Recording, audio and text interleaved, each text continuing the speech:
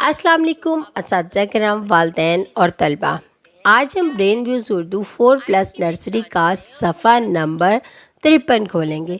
चलिए जल्दी से सफ़ा नंबर 53 खोलें। इसकी पहली जो मश्क है यानी कि पहली जो सरगर्मी है वो तो हमने कर ली थी। अब हम अगली दो सरगर्मियाँ देखते हैं कि कौन कौन सी हैं। इन सरगर्मियों को करने से पहले मैं असातिज़ा किराम और वालिदैन से मुखातिब होना चाहती हूँ।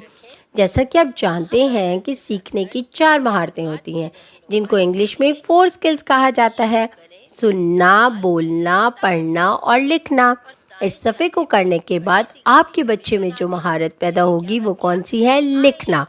और ये ब्लूम टैक्सोनॉमी का दूसरा और तीसरा दर्जा है, समझना और लागू करना।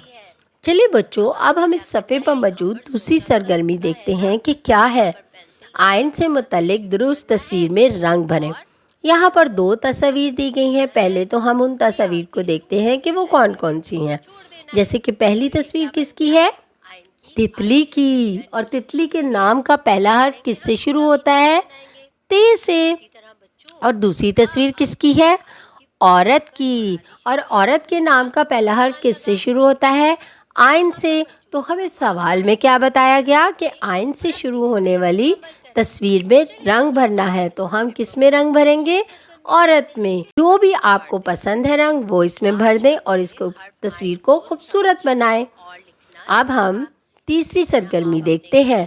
नकात मिलाते हुए उकाब की तस्वीर मुकम्मल करें। यहाँ पर क्या है? मुख्तलिफ़ किस्म के नकात दिए गए हैं।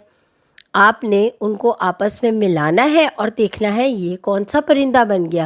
ये तो वही परिंदा है जो हमने कल देखा था आसमान पर, उकाब। इन तमाम निकात को मिलाकर उकाब को मुकम्मल करें और इसमें रंग भरें।